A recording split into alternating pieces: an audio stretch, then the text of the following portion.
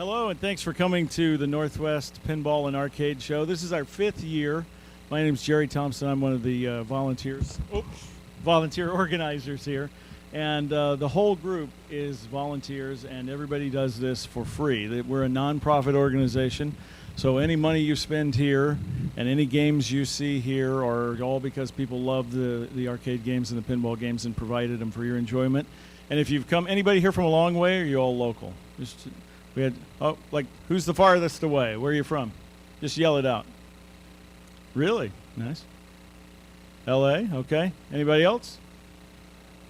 Okay. Well, thank you for coming, and we hope you have had a good time. That's our goal. We don't want to, we've done this for 5 years, and we try to take the best of every show and do the best we can here and give you, if we were going to ask you to spend your money and fly across the country and stay here, we want to give you your money's worth and more. So hopefully you've had a good time and you'll tell everybody about it. One thing I want to show you really quickly is, if you haven't picked up one of these are free. It's a souvenir show guide, and so get one of those before you go out. And if you haven't picked up a souvenir poster, John Yowsey, the famous pinball artist, and he also did actually your games. He's done Safari, Buck Hunter Safari, and yeah. Anyway, the Cruis'n series. He did our poster this year, and he signed 50 and numbered them. So these are for sale at the raffle desk. And so please pick one of those up. As I said, we're nonprofit. All the money goes back into the show. And he signed these for free for us, didn't charge us anything. So he contributed to that. And also, we're streaming on the internet. So hello to anyone in the U.S. or around the world watching today. Greg Freris just emailed me and said he's watching at home and says say hi to everybody. So turn around and wave hi to Greg Freris. He said he enjoyed watching Doug Watson, and he'll be watching Jersey Jack, and he saw Steve earlier. So that's about all I want to tell you as far as show business. Right now, I'd like to introduce you to a guy. It's his first time here. I mean, legend, goes without saying. Robotron, Defender, Firepower, F-14. His newest game is out here. Don't forget to play Buck Hunter HD. And please give a Northwest Pinball and Arcade Show welcome to Eugene Jarvis.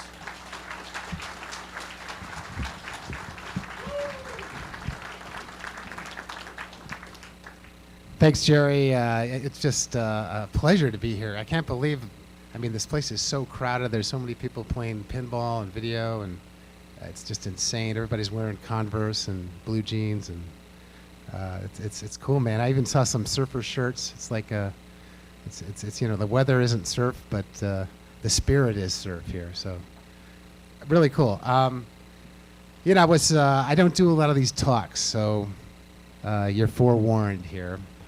If I put you to sleep, fine. If you walk out, just be, it doesn't really matter. But I have some kind of ravings from the brink here after being in this business for 35 years, I think, which is kind of crazy. So I just want to kind of give you a little view of my journey as a game designer and what I went through and how I got started, and we'll at some point we'll just quit and have some questions. I was a kid. I grew up out in California. I was actually a Silicon Valley kid. Grew up out in Palo Alto back in the 70s, and I remember seeing my first Pong game in a bar, and it was just it blew my mind because we had always TV had always been a thing that's broadcasted to you. It was something, from Big Brother coming down to you and making you buy, bad soft drinks and evil consumer products. And I never thought that there was a better, there'd be a really cool use for the TV set. But when I saw Pong, and we called it a TV game back in those days, and I was like, wow, this is really cool. We can play on a TV screen, and it was, it was like, wow, you're the star now. You don't have to watch reruns of Bonanza. And so that was really cool, and so it kind of inspired me a little bit. And the other thing I used to do as a kid is I loved playing pinball. And back in those days, pinball was not real socially acceptable. It's hard to imagine. It was like leading edge, delinquent stuff. So naturally, I was really interested. And I remember my parents. There was a a place in town. It was called Johnny's Smoke Shop, and they had cigarettes and cigars, and old guys in the back. I don't know what they're probably making gambling bets, and then in this evil den, they also had the best candy selection of any place in town. So it was a kind of a strange mix of clientele. First graders and dirty old men, and they did have the magazine rack. Yeah. Anyway, so in the back they have this evil place. There was a pinball machine, and we used to somehow we'd sneak back there, and I think the kids weren't really supposed to be back there, and because of all the cigar smoke and stuff, but we'd sneak back there and play games. And I remember this one game we figured out. It was one of these old electromechanicals. We figured out. I don't know how this came down from the lore. It was kind of, now you have the internet and all the game tips come down from there. But somehow it went around the neighborhood that if you tilted the game, if you got a certain light combination on the playfield and you tilted the game, then you would match and get a free game. And so you try to get to a certain score, tilt it, and then boom, you got a free game. So that was pretty cool. Eventually, I grew up, and I think Johnny's Smoke Shop got bulldozed and turned into like a pet food store. So that was depressing. But anyway, grew up and ended up going to Berkeley as a undergraduate back in 1973, and it was kind of a cool time. I guess. Oh, there's Berkeley. All right, cool. And I was going to be I was a pre-med student. I just kind of forgotten about games since Johnny's Smoke Shop got destroyed. And I wanted to get into organic chemistry because I wanted to be a biochemist and discover the secret of life. It's kind of like that thing, if you have 3 wishes, what's the first wish you make, And the first wish is to have as many wishes as I can have, And so, I would be a biochemist. I'd figure out how to live forever. Then I could have a lot of time to do what pretty much anything. And so I got to organic chemistry, and I go, man, this biochemistry thing really sucks. So I kind of gave up. I said, you know what? I'm probably not going to live forever. This is really a pain in the ass. All these chemicals and stuff, and although they smell kind of good sometimes. But no telling how much cancer I got there. But it's funny. We used to clean the test tubes with something called methyl ethyl ketone, which I think has now been ruled like a class 17 carcinogen. So whatever. Anyway, so I got into computer programming, and so then bring up the CDC 6400 mainframe. So this was what we programmed in those days, the CDC 6400, and we used these things called punch cards. There's a punch card there. Okay, there we go. There's a Fortran statement. It's not doing too well, but anyway, you punched a line of code. You wrote a line of program on the punch card, and if you made any mistakes, there wasn't like a delete key or a backspace or anything like that. You just threw it out and you typed it again, and then you would create a program. I remember my senior project, I had a program of 2,300 cards, and it filled a deck of cards that was like this. And as I was running across campus, I was late to class, I tripped. And I had 2,300 computer cards, flying, and somehow I had to put them back in order. And I didn't get too good of a grade in that class, but I love the computers, and one thing they did have at campus, they had an old mainframe IBM 704 in the basement of the physics department that had been commissioned to play a game called Space War. And I don't know if you guys are familiar with Space War. That is one of the coolest games ever, and if you don't know about it, find out about it and play it somewhere. I don't even know. I don't think it's on MAME. It's not. Oh, it is? Okay. Really cool game. 2-player. I guess I didn't see one here, but unbelievable game. And I think perhaps the first true computer game that dates from like 1964, I think, 1963. Only ran on computer mainframes at that time. But I got really inspired. I remember just playing that game, and you'd be there. You just play the game, and you get so into it that by the time you figured out what was going on, it was you went there at 10 at night, and you came out. It was like 6 in the morning. I mean, there's just that feeling, and I'm sure all the Call of Duty players today have that same feeling, as they. Oh yeah, that was 9 was the cool gravity. You had they had a lot of weird modes. They had anti-gravity, and they had like shots that bounced off the walls, and all kinds of weird. Just kind of like the games today, where game designer can't figure out what the game is, so he lets the player kind of try to figure out what the game is, and just give them a whole bunch of options and ship the product. And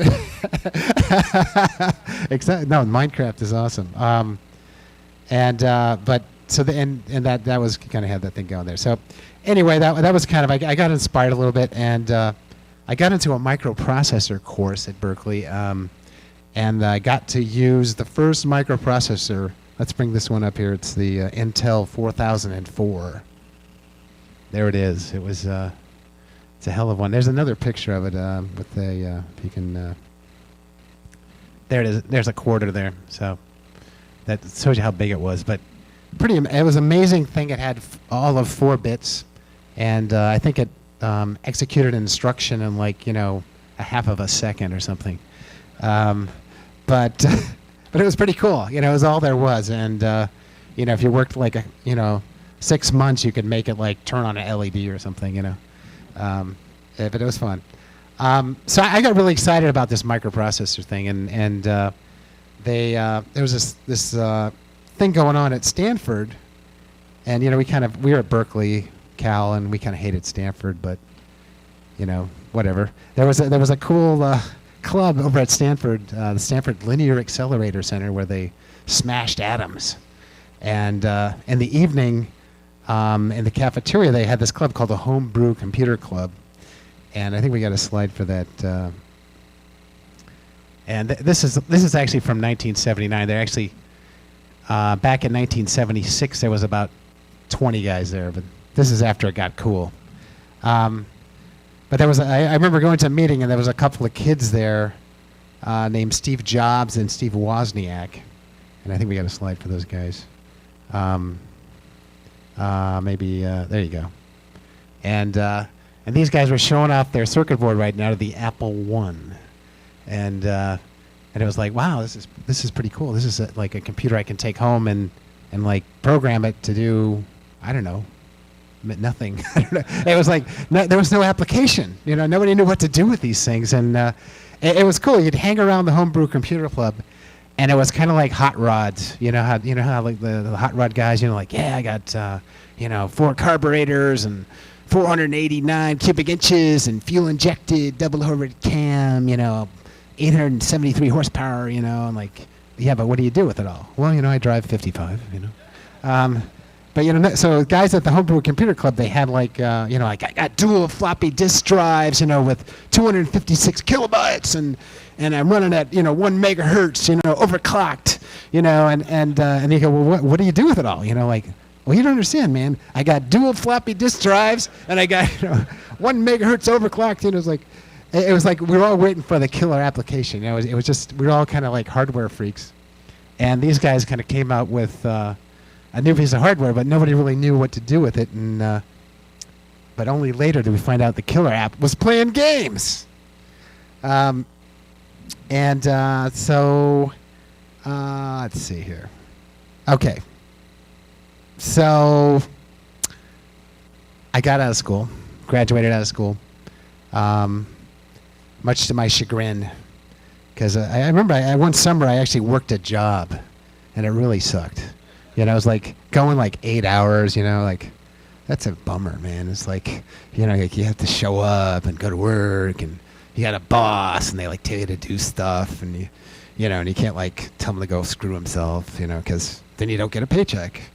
And but it was time to give up the party life on campus and go to work. And so I was interviewing in my senior year, and there was this cool company called Atari, and we got an Atari logo here. We had this cool company called Atari, and it was and they were like interviewing on campus, like, wow, man, this sounds cool, man. You know, make games and, you know, get stoned and make more games, and I like this. And so but I never heard back from them. You know, it was really cool, and like they never called me back. You know, and it's like man, oh well. So ended up working for a company called Hewlett-Packard, which wasn't quite as exciting as Atari. And I remember my first day on the job at lunchtime, sitting around with my fellow software engineers. You know, they weren't programmers; they were software engineers. And we sat around, and I found out my project I was on was a 6-year project to do a COBOL compiler for the latest HP mainframe computer. And I was like, wow, man, you know, I think I can do this in about, you know, a couple of weeks, you know. It's like, it can't be that hard, you know, 6 years with like 20 guys, and I'm like, come on. And but then I noticed all they did is sit around and like talk about their lawn sprinkler systems and stuff, you know. And after like a couple of days, I realized, you know, this is going to take 6 years, you know. This is going to be a 6-year project, and I just go, man, I got to get out of here. I got to get out of here. So I only lasted 2 days at Hewlett-Packard, and I quit. And then it was crazy. And then like the next day, I get a call, and it was from Atari.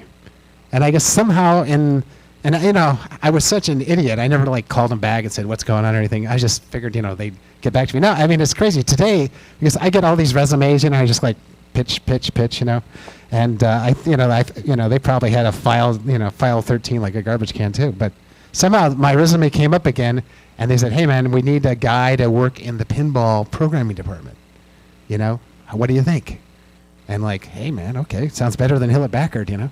So I go to work at Atari, and it was a very crazy situation back in 1977. I get to work, and within like a week, my boss quits, and then like the next week, his boss quits, and then like the next week, the guy who was the programmer for the Atarians, which was the first game, he quits.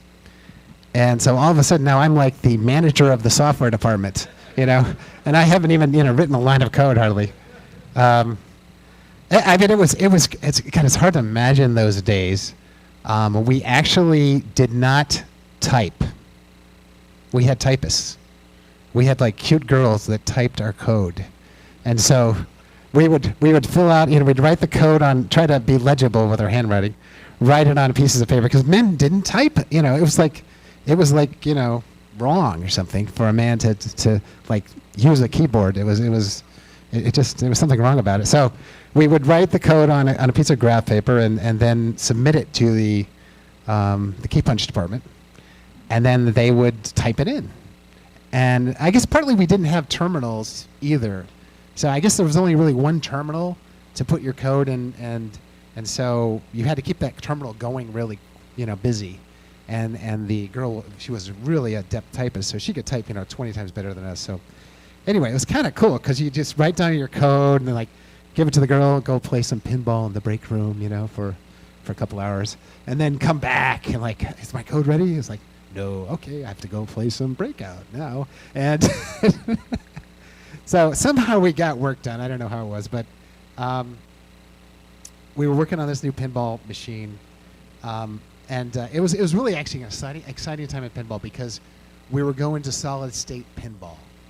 And I know you guys, you know, all those cool old electromechanical games out there, and I noticed they're only going for like $500, man. Those are cool games. I would suggest everybody go get an electromechanical game because, you know, come 2012 or whenever the end, you know, it's like all those chips are going to die. And you're going to be glad you have relays. But anyway, so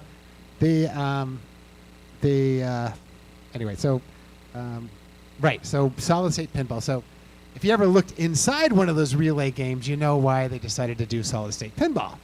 I mean, it's just a ton of stuff in there. There's just like motors and wires, and I mean, it looks like a telephone central office switching station, you know, which I guess today is all solid-state too. But it's crazy amount of stuff in there, and you look at that and you go, how do they ever get this working ever once in your lifetime? And somehow they do it. But so they wanted to get rid of all that crap and put a circuit board in there and go solid state. And we all know solid state electronics never fails, right? They're reliable. They're trouble free. It's reliable, you know. So get rid of all the problems and go with the trouble free solid state electronics. And then the other cool thing, which they really didn't think about this, but I think it came out later when guys like Steve Ritchie, who was really a pain in the ass to work with, by the way. Guys like Steve Ritchie would say, "Hey, can't you do any? You know, can't you flash some lights or something? This thing sucks," you know. And you go, "Well, you know, pinball games don't do that. You know, the light is on or it's off." And but so anyway, it was an exciting time, and they had sound effects. They had these new solid-state pinball games. You know, the old days they had the chimes, you know, ding ding ding ding ding ding ding ding, and then they came with the solid-state sound effects, which you could do all these cool things. Although they were some of the old mechanical guys called it gurgles and burps, you know, which was bull because they were pretty cool sounds. But we could make all these cool sounds, so it kind of, you know, all this stuff was wide open. And it was a very exciting time to be in pinball. And Atari was like, hey, you know what? We're, you know, since they created Pong and Breakout and all these cool things, they just said, you know, screw all this old pinball technology from Chicago. You know, those guys are so behind. There's a bunch of old dudes, you know, smoking cigars and, you know, and so, you know, we can blow these guys away because we're hip Silicon Valley guys, you know. We can blow those guys away. And so they said, you know, flippers, we're going to do this new rotary flipper, and we're going to put like the electronics in the bottom of the game so the screws can fall on the circuit board and blow it up. You know, why didn't anybody think of that? You know? And, you know, we're going to have like a display down there that has like 400 volts right next to your hand, and, you know, on the flipper. And you know, amazing. What other innovations do they have? The whole thing. The other weird thing about the Atari games was when they would fail, like every now and then it would crash or something, and every light and every solenoid would come on and just go, you know, and just like stay there. And if you didn't turn the thing off within like 5 seconds, it would just catch on fire. And that's why you don't see too many Atari pinball games at this show. But we were cool and we knew better. We knew how to, you know, all that, you know, that stuff about, you know, testing and, you know, and tried and true solutions. Screw that stuff, man. We were cool. So anyway, there was, but the games made great dollars before they caught on fire. They were hot. They were really hot, and we had some good times. And so anyway, that was kind of my start in the pinball department. And then my first game was the Atarians. Bring that slide up. That's the back glass, and then we have a cabinet too there. And yeah, so little pixelated. You know, this is the 1970s. You know, things were pixelated. But it was really. I mean, the artwork was amazing. There was a guy named George Opperman, who was amazing. He was kind of the John Yelsey of his era, and amazing artist. And he did almost all the kind of the Atari look and the Atari artwork, and it was really cool. And the other thing they tried is innovation was the wide body pinball. So for years and years and years, pinballs were made. I don't know what, 22.5 inches wide or 20 and a quarter, and it was like, dude, why? You know, it's like we got like wide bell bottoms now. You know, it's like, why? You know, we got wide ties. You know, and like wide collars. This is the 70s, dude. You know, it's like, we need wide pinball machines. And so we made these big wide pinball machines, and like the only problem was like you couldn't flip to half the board. You know, it was kind of in these corners, and it was all awkward and weird, and didn't really work. But I don't know, it was cool. So anyway, the next game I worked on was a game called Time 2000.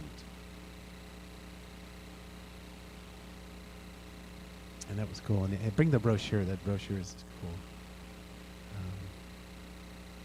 Let's see. That's kind of pixelated there. Yeah, go back to the cabinet. There we go. Zoom in a little bit.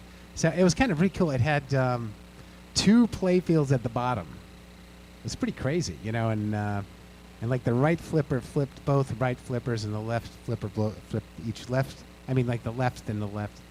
And then, but some people wanted to flip the right flipper to flip both the flippers on the right. You know, we argued a lot about that, but we got it the other way. We had each right flipper was flipped by the right button, and the left flippers, and it was. And the coolest thing about it was there were 2 ways to drain.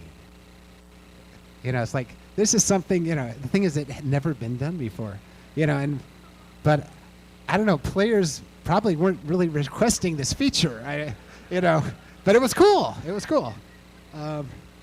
So that, you know, I don't know. Did that one sell at all, Steve? Was that was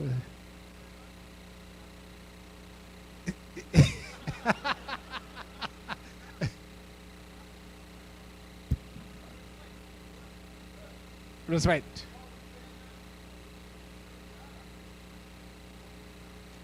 Yeah. Right, that was the upper right. That was the upper right. So that was it. You put the ball up there, and then you just kind of go home. Because it was just boom, boom, boom, boom, boom, and, you know, until the solenoid finally burned up and the thing caught on fire, you know. And so that was Time 2000. So I guess, and probably the coolest thing that happened to me at Atari was hanging out in the break room and working with this guy, Steve Ritchie. And Steve was a Vietnam vet, former rock star, and he had like the coolest hair ever. You know, I wish we had a shot. Unfortunately, we don't have the. We're gonna get these vintage shots of you, Steve. You know, it's like he had. I mean, the guy had, and he like hairsprayed it. It could actually break concrete. His hair. I mean, it was freaking awesome. He still has amazing hair today. But anyway, so Steve was the prototype like head proto guy, right? Head proto tech. You know, kind of like a very advanced stage of grunt. And but he, you know, Steve had like dreams, and I remember we used to sit out in his van and at night, and there was like rabbits that would run around out in the kind of the desert there. I don't know what it was, but there was like these jackrabbits, and we'd be sitting out there watching the jackrabbits and stuff, and yeah, man, you know, and it was but Steve would go, you know what? We need to design our own friggin' pinball because those things suck, you know, and Steve basically, even though he wasn't a supposed designer, kind of as a Skunkworks project, he developed an entire drawing for Airborne Avenger. Right, Steve?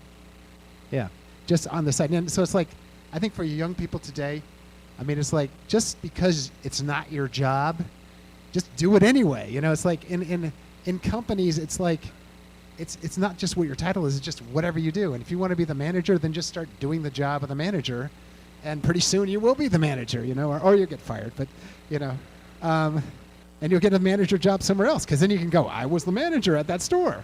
You know, like, oh, cool, you have experience, you know. So he just decided he was going to be a pinball designer, and so we did Airborne Avenger, and there's the back glass. The guy is so cool looking there, you know, the sunglasses and everything, you know. It's like, but his hair is not as good as Steve. It showed. Oh, that was Avraman, yeah, okay. Yeah, so he didn't look that good though. Anyway. All right, now let's see the play field there. This is the cool part of Airborne Avenger. So yeah, had a you know, and again, now this play field, there was no captive thumper bumper, right? There was it had a cool couple of thumpers at the top. You got a little action there, Although Steve would later realize that was bogus, and he'd put either 3 or 4, right, Steve? Is that true? Maybe not. Okay. Anyway, it was amateur, but it had this cool shot on the left, a spinner, and the ball would go up, and it was a pretty cool game. And the best thing about it was the program was really cool. They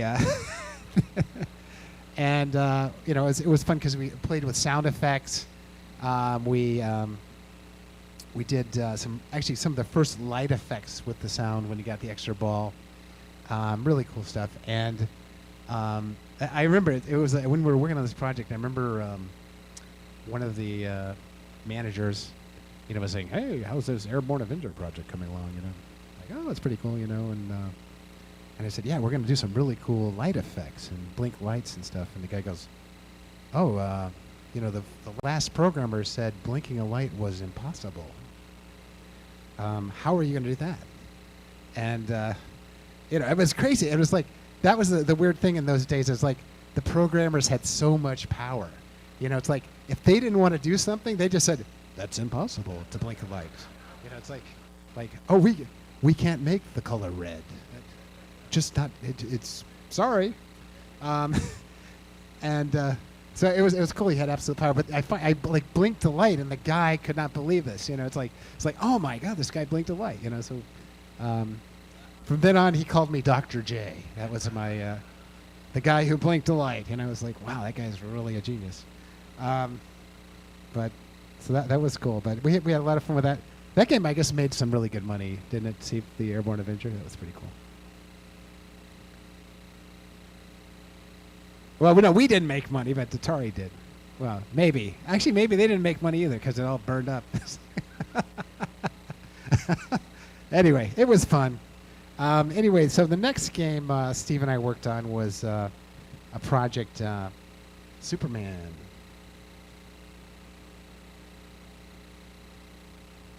And this had some really cool. It was some more cool George Opperman art on there, and this was an all-new electronic system.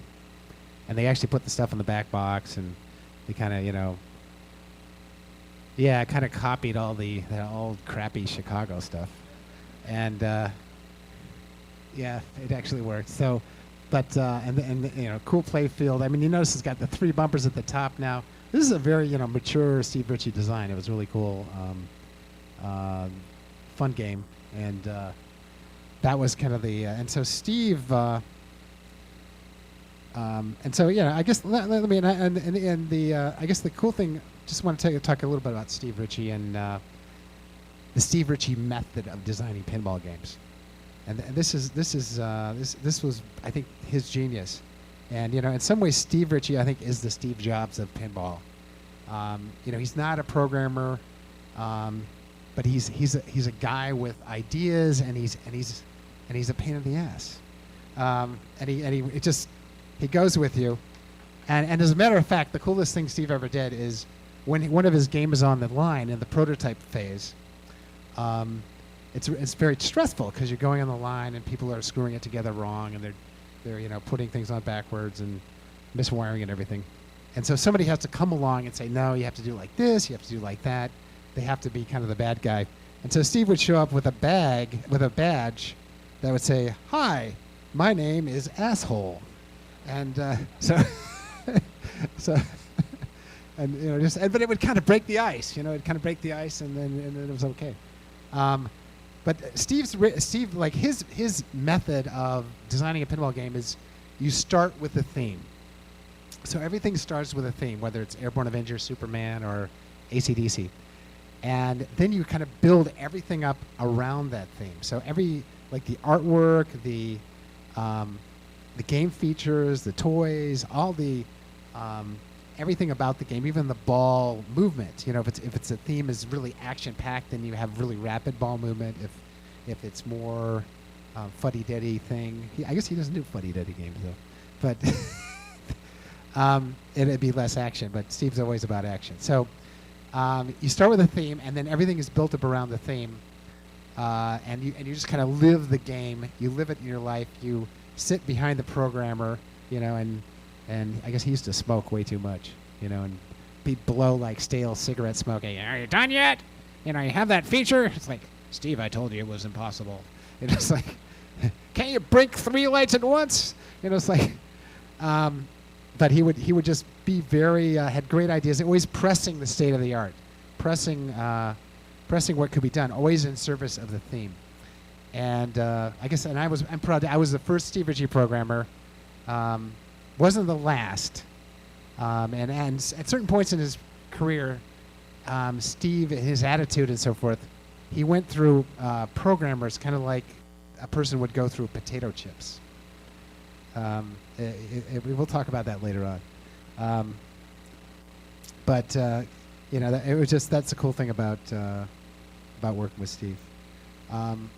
So then Steve went off to Chicago, and I remember he said, "Hey, Gene, you got to get out to Chicago. Get out here. We're gonna do some cool stuff." And so I get, you know, I'm in California, and I think it was like February, and they fly me out to Chicago, and it's like, dude, it's like cold here, man. It's like everything's all greasy and gray, and ouch. You know, I'm going back to surf a little bit, man. See you later.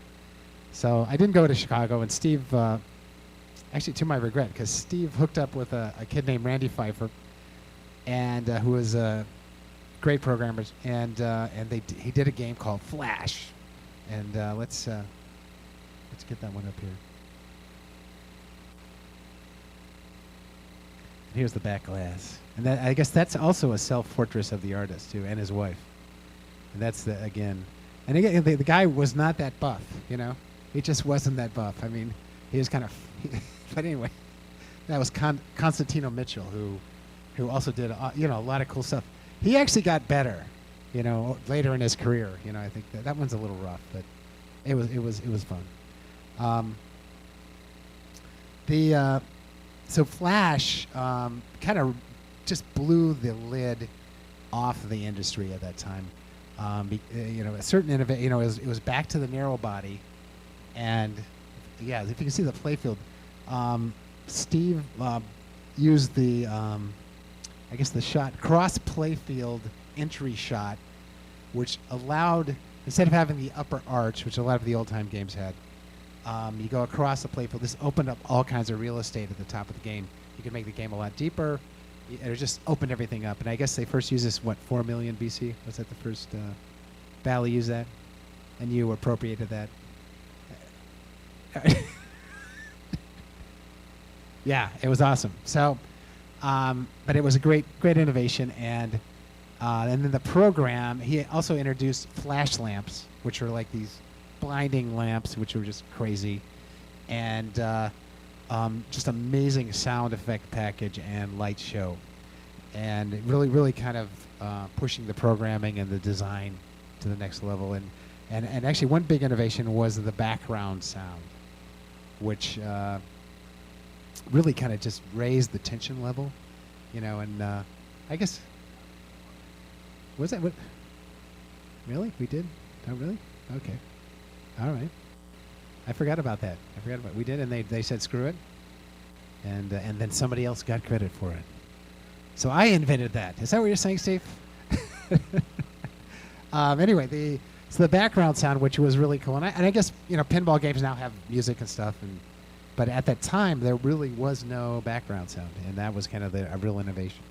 And so I got really excited. I saw Flash, and so I was like, wow, that's pretty cool, man. Steve's really doing a lot of fun stuff out there. And then Steve calls me up and goes, my programmer quit.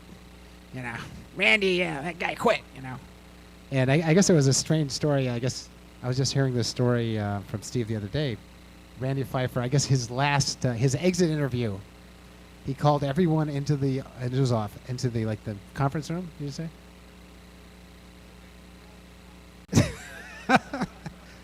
I mean, to actually pull that off, how many of us have really wanted to do that? You know what I mean? How many? Right, he became, right. I know it. Well, it's at least not as bad as a programmer, you know? But, you know, I mean, that guy actually pulled it off. I mean, you know, gosh, I wish I could do that to my current job, but I'm the boss. This sucks. So so Steve and I decided we're working on this new concept, and I don't know, somehow we got really excited about multi-ball. And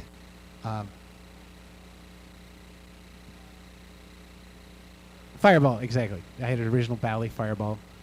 And it's weird. It's like when I was a kid, there was, and I think they may have some of those games here, the old wood rail games, where you had a manual ball shooter, and you could just like, and when I was a kid, you just, put all the balls in the thing. You put in a nickel or a dime, whatever it was, and you just like put 5 balls in the shooter and just go boom, and that was your game. It was multi-ball, and so it was really cool. And then came the electronic, kicker, and all this, relays and stuff. And somehow people forgot about the fun of multi-ball. It became like, how do I milk one ball and how do I play a ball? And but then in the early 70s, some Bally designers. Who was the guy that did Fireball? Do you know, Steve? Ted Sale. And some Bally designers, and they made it was like Fireball and Wizard and a couple games. 4 million BC. These are okay. There was some just crazy games, and that really inspired us. Trying to kind of, had been forgotten, and we go, man, let's bring back the fun of multi-ball. So that was an inspiration of Firepower, and the other thing was just continuing to work with the electronic sounds and the sound effects and so forth. And let's see here. Let me tell you, and I guess a big part of Firepower was the sounds, and it was pretty amazing because the sound system at the time. How many people here are like technical people or computer people or stuff like that? Okay, so you know your bits and your bytes. The hardware at the time, the Williams sound system, was a 6800 8-bit microprocessor running at almost 1 megahertz, and there was 512 bytes, not kilobytes, bytes of ROM that contained the program and all the sound data. And then there was a RAM of 128, not gigabytes, not megabytes, not kilobytes, but bytes. Which I think the entire system would be almost, I don't know, I don't think you could display the cursor on your screen today. And then somehow we had to get sounds out of this thing, but it was just a computer basically hooked to a digital analog converter. It was just a pure, there was no hardware oscillators, no nothing. So you just did what you could do, and pretty much you could only make one sound at a time. And it's shocking. I mean, the system was monophonic. Most video games and pinball games today have 8, 16, 32 tracks of sound. But the old like Firepower and Defender, Robotron, Stargate, a lot of the Williams games were monophonic. They could only make one sound at a time, and yet somehow when you play them, you would just hear like millions of sounds. And it became a very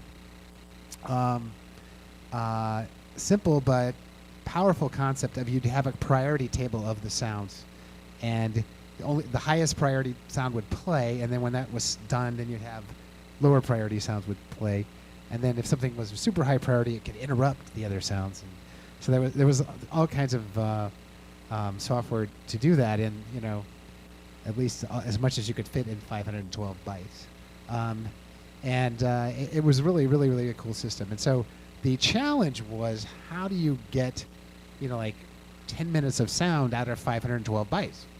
And actually Steve Ritchie insisted they increase the ROM to 2 kilobytes.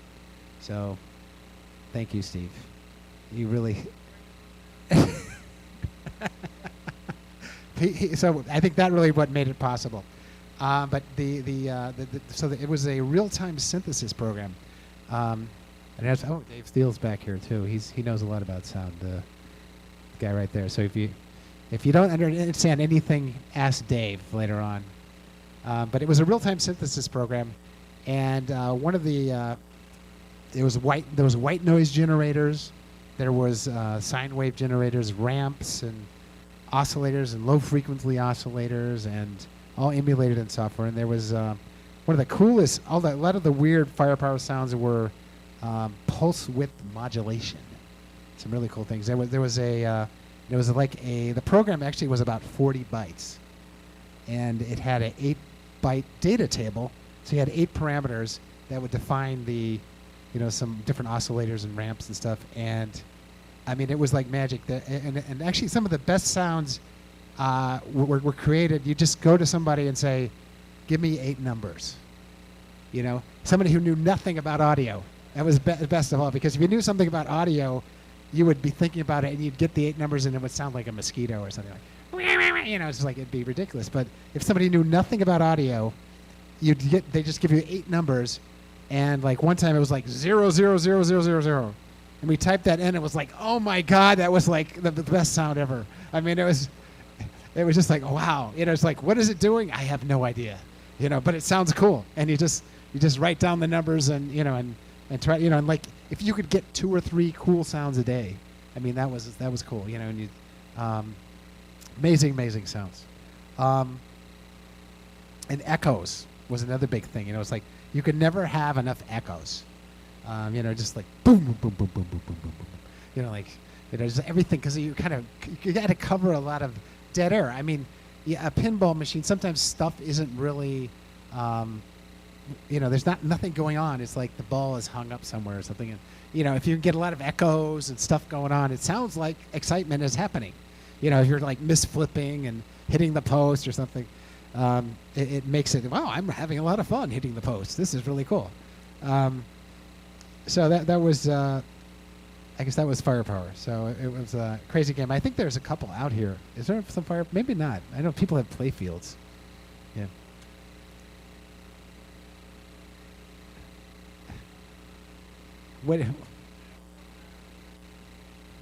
Yeah, they were recycled. We like to say the repurposed. Why do something twice if you can do it? If you can use it 17 times, But finally, it got really hard to get the right numbers, So, all right. So the next project in Chicago that I worked on was a game called Defender. And ooh, yeah, that was hot. So that was pretty cool. That was like the sales brochure, and they had to make that like a couple months before, or like a month before the show, and the game did not exist yet. So it was like, it's like, okay, we'll just put some weird thing on the screen, but that was pretty cool. And then there's the cabinet. Actually, the other one looks better. Yeah. Yeah, I like that one better. Okay, so Defender, it's kind of like after doing Firepower, a lot of really cool video games came out. Space Invaders, Asteroids, just really, really cool stuff. And we would just play, all the guys back, and we'd play the games all the time. And like, man, we got to get into these video games, man. These TV games, this is cool. This is cool, man. It's like we don't need no flippers anymore. Like that's old Chicago stuff. We don't need that. So we got really excited about video games, and then I remember the time the president of the company, a guy by the name of Mike Stroll, which I don't know, probably nobody, few people remember him. He was a very charismatic guy, and he went to some investors meeting or something, and he said, and we had the #1 pinball game with Firepower, and he said, you know what, now we got the #1 pinball game, next year we're going to have the #1 video.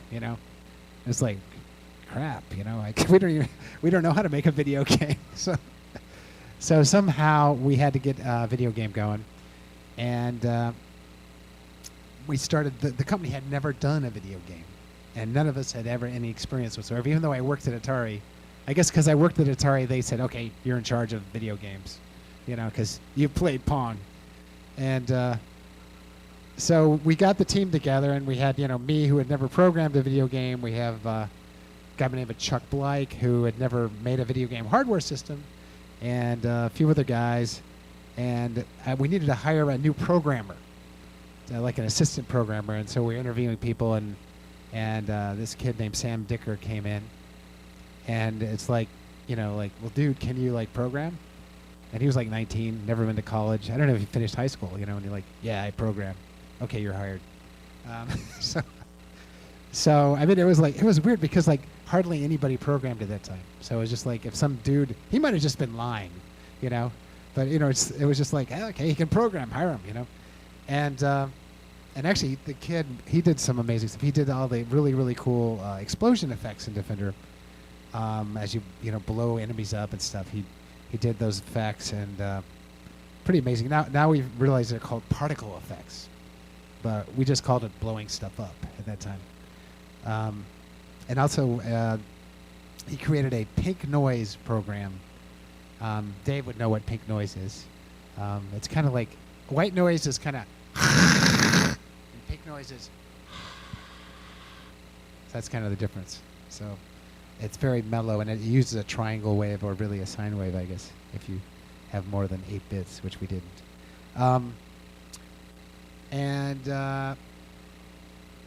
Let's see here. So we were kind of the blind leading the blind, and how could we make a video game? And it was like, well, we really like Space Invaders and Asteroids. So let's play Space Invaders with the left hand and Asteroids with your right hand.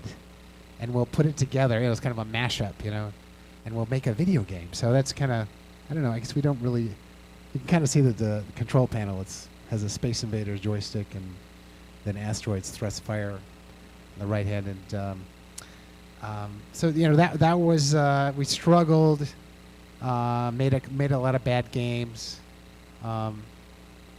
But so I was really in trouble. So I went to my guru, Steve Ritchie, and I said, Steve, our game really sucks. We had like 3 months to go, and he kind of really got me inspired and says, hey man, let's screw this Space Invaders crap. We need to fly around the world. And so we got into kind of the flying, the feeling of flying, and we realized that if we could, all video games had kind of been stuck on one screen at that time, and if we could go to multiple screens, it was like it opened up. It was like, wow, this is cool. You're not stuck on the screen. And you had this feeling like you're flying around a planet and stuff. And so that was really inspiring. And then we threw in a reverse button, which Steve also insisted upon. I was like, Steve, what do you need a reverse? You're flying left to right. Why would you ever want to go the other way? Screw it, Just screw the guy, and just fly, keep flying, But, so you're like, you gotta have reverse. So, okay, put a reverse in. Shut him up. Go back and design your Black Knight, get out of here. And, but it was an interesting process, and I think today there's this development process called Scrum. I don't know if you guys are familiar with Scrum, and that's kind of about the process we use for Defender. We didn't know what it was called, 30 years ago, but the idea is get the minimal playing game running. Whatever you're doing, if you're doing an iPhone game or whatever it is, get the minimal game running, and then play it. And then, decide what is good and what is bad, and then fix whatever you can, throw out what is bad, and then do that, and then play it again. And it's just a loop of feedback.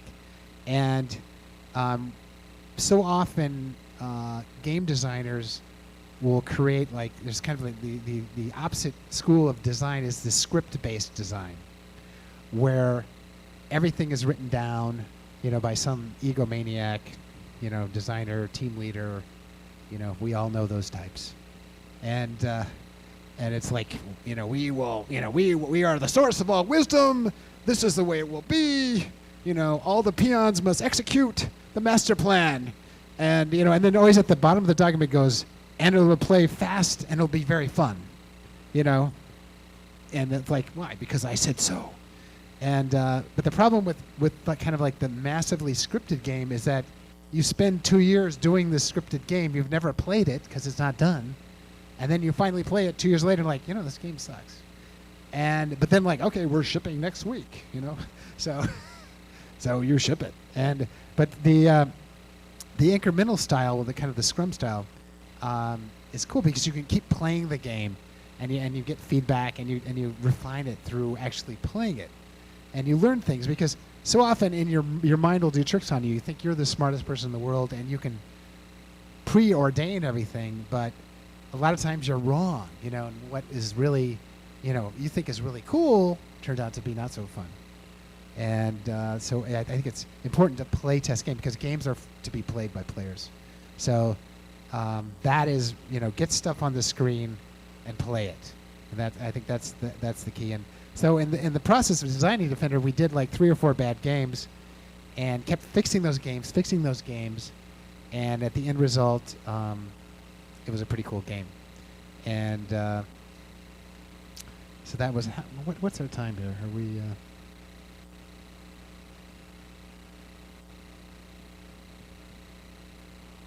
Okay.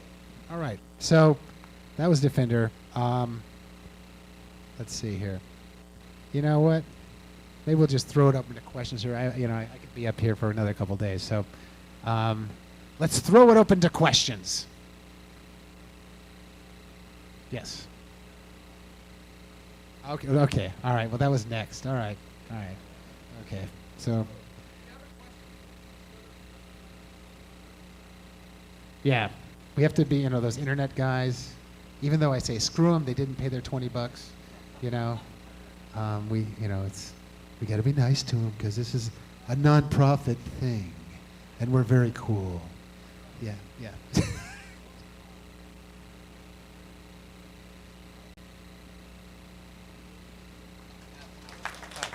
Thanks, Steve.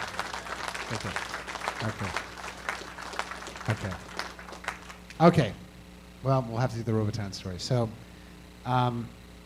Robotron, after Defender, I linked up with a kid named Larry DeMar, who was like a brilliant programmer from MIT. And you've probably seen him around here in the pinball circuit a little bit. Amazing kid. And we did the sequel to Defender called Stargate. And then it was like, and it was funny, we sold, I think, 60,000 Defenders. That was pretty cool. And then we sold 25,000 Stargates. And it was like, man, we only sold 25,000 of that game. That's a failure. That's a total failure, So we need to do a new game.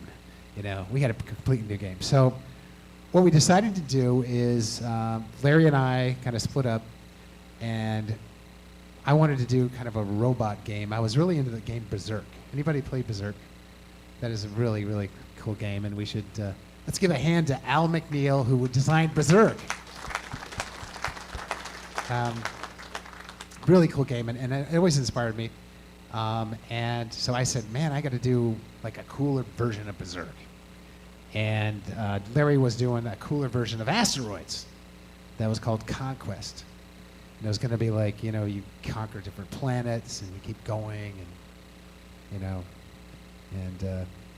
so anyway, so we started playing around with this stuff, and I as a Berserk player, I always felt the limitation of you only had one joystick, and to kill someone you had to walk toward them, and it just really was dangerous. It's like you're walking up to someone and saying, "Hi, I'm going to kill you," and sometimes they don't like that, and they fire at you and kill you, and so it's like, man, I want to like kill somebody and run away at the same time. It's like, in case I miss them. It's like, so it was like, I had that. It's like, wow, it's frustrating. And Evil Otto comes out and does bad things to you, and but it was like. That was a difficulty. And the other thing I wanted to do was try to make things more intense. So the idea was to kind of, Space Invaders, you're at the bottom of the screen, but like put you in the middle of the screen and have crap coming from all sides at once. Like that, we'll get people's attention, And so that was a kind of like Space Invaders from all sides. That was another inspiration. And let's see here. And the other thing that was kind of interesting is Defender was a game about freedom, about flying, about velocity and escape and so forth. And Robotron is a game about confinement. So it's kind of back to that one screen thing, which I had, kind of weird because I was like, one screen sucks, we're going to fly everywhere, and that's obsolete now. And then I went back and made a one screen game. So that was weird. But originally, Robotron was going to be this huge, I had this script, it was going to have multiple rooms and this whole underground city and all this stuff. And so that was the final goal. But first you had to make one screen. So that was the challenge. And so I was thinking, and it's funny, unfortunately at this time I got into a car accident and broke my hand, and I was kind of lying in bed, and I was just thinking about, Berserk, Robotron and stuff. How was I going to do this? And I was going, man, how can we fire better? Maybe we have a mode where you change the joystick then fires, then you move. Because, it's interesting. In Berserk, this is really bizarre. If people that really know Berserk, if you hold down the fire button, the joystick then fires. I don't know if you Berserk players know that. And then I was thinking, like, well, shit, why not just have a joystick that fires and one that moves? It was so simple. It was ridiculous. And so that kind of was the genesis of the twin joystick. And so what I ran out of the store and I bought 2 Atari joysticks and I drilled holes in them and bolted them to a control panel. And yeah, the Robotron. And I guess Steve came up with the game named Robotron.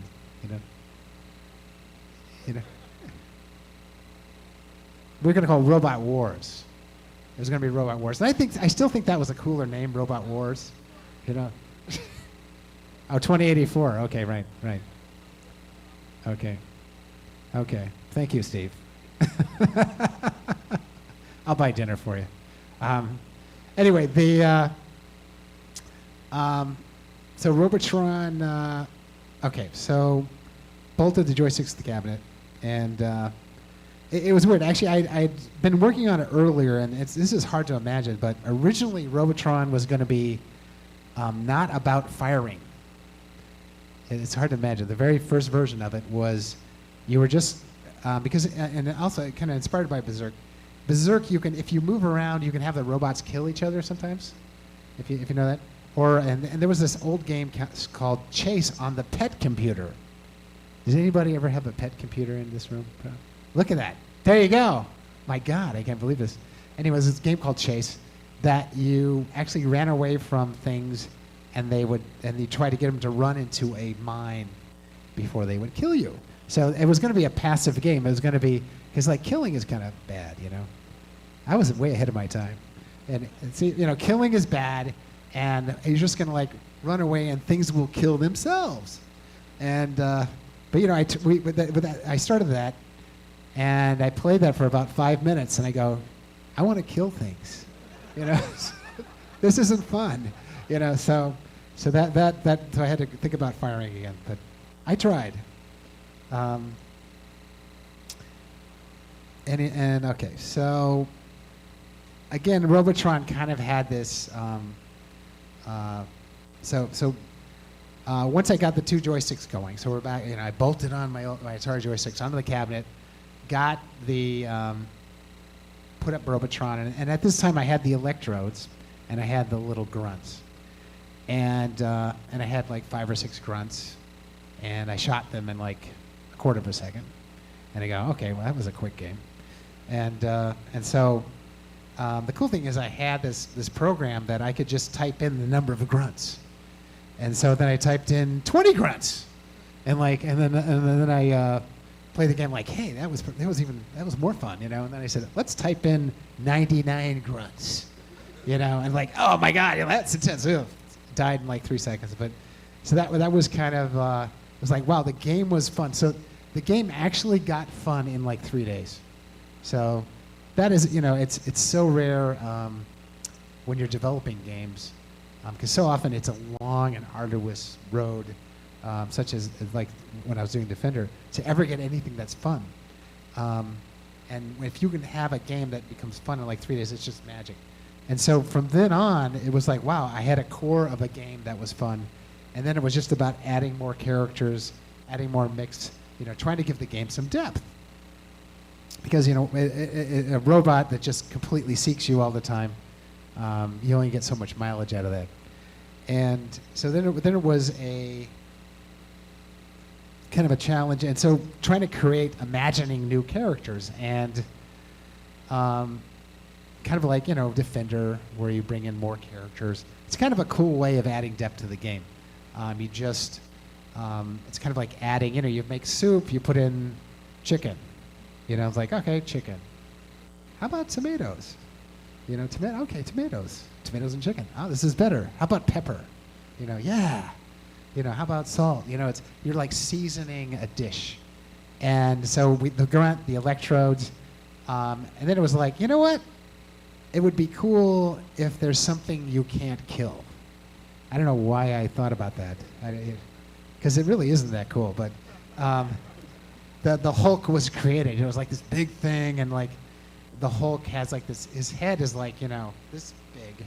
He's got the brain size is very small, but he just can't be killed, and it's like a moving wall, and wow, it's a very frustrating element of a game to not be able to kill it, but it kind of it's interesting in this day and age, back in the early ages, it was all about punishing the player. It was like everything was punishment, and like I guess we were really masochistic in those days, because it was just like, yeah, punish me, kill me off in 10 seconds and I'll put more money in this game, like, oh yeah, like, and I mean nowadays it's like, you're doing great, you're amazing, wow, you died in 10 seconds, you're the greatest ever, it's like. In those days, it was like, you suck, die, and then they're like, yeah, I do suck. Oh, I'm putting more money in this game, and I don't know. It was a strange psychology. I don't understand it. Do you understand it, Steve? You didn't.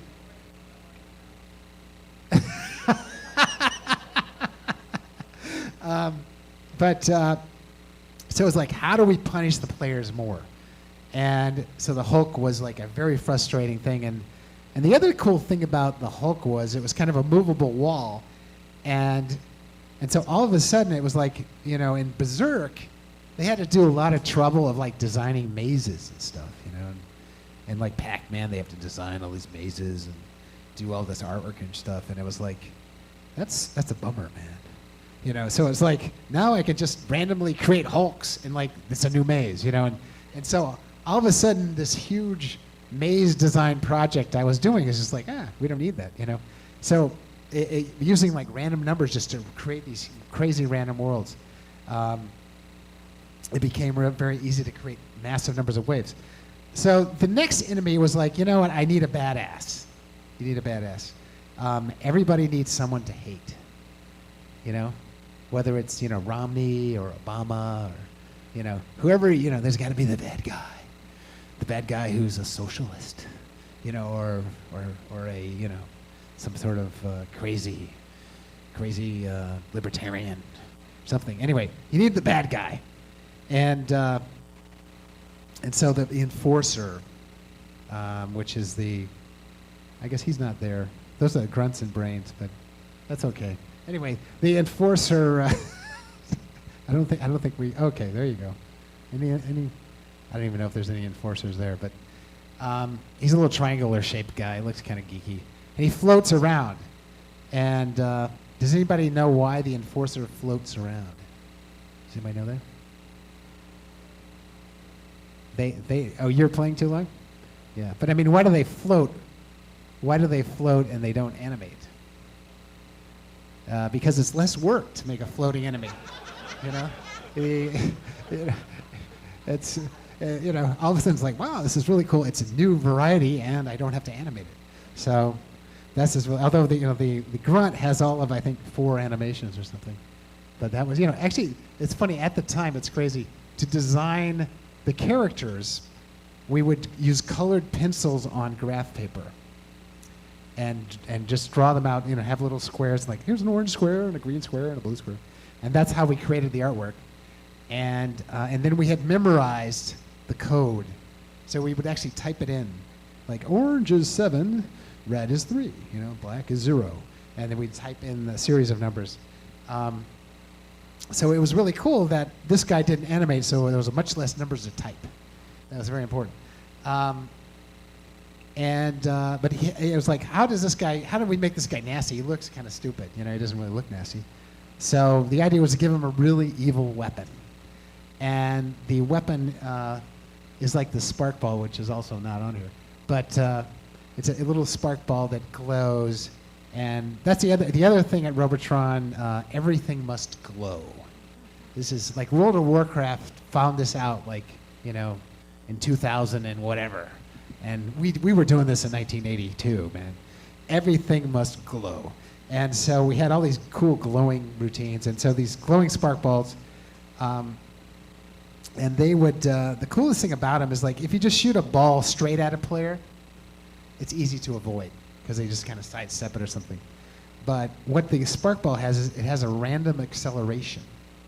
So it kind of randomly accelerates like a curveball, and it's shot at a random offset to you, and sometimes it adds your velocity to its velocity.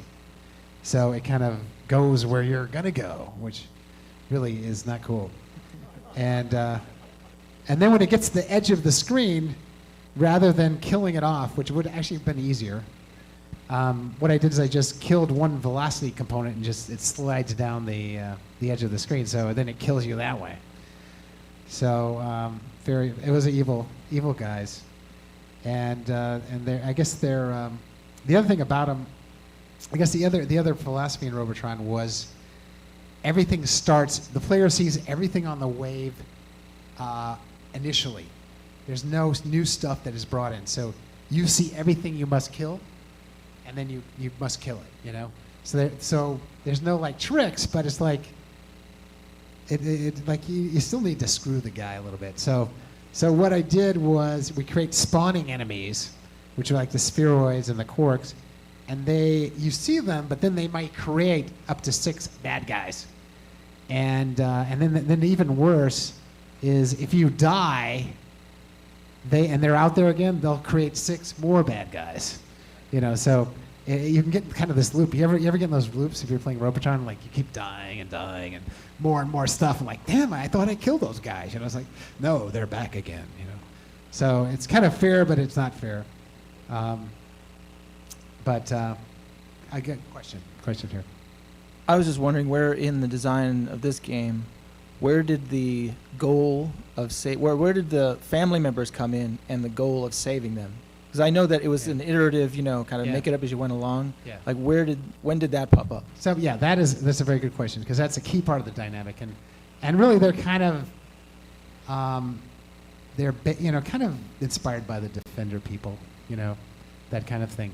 But the idea is to get the dynamic of a game going. If everything you see you kill, then it gets boring. It's boring. It's like you want to have something that you don't kill, and so the human character was like kind of your friend. It's your friendship, Not everything is a fatality. Some things are friendships, and so you have your friend out there, and it was like, how do you get another play mechanic of kind of directing the player, and so it's kind of like Pac-Man a little bit, where Pac-Man you have to go eat the fruit, or you have to eat the ghosts, and so it's kind of like it distracts the player from his survival and killing the enemy. I got a pocket full of quarters and I'm headed to the arcade. Okay, we're wrapping it up here. Okay, gotta wrap it up. Okay, anyway, this is key here. This is key. It gives you another goal to distract you and keep you going, and get points. So you want to die. You're dying for your family. You're rescuing your family, and it's something to care about too. Like they're killing your family. These guys are bad, You know, so it justifies your existence, and it gives you another goal. You get points, you get extra lives by getting them. So by having 3 conflicting goals, survival, killing things, and rescuing things, that creates the mix, the total brain overload that is Robotron. Thank you.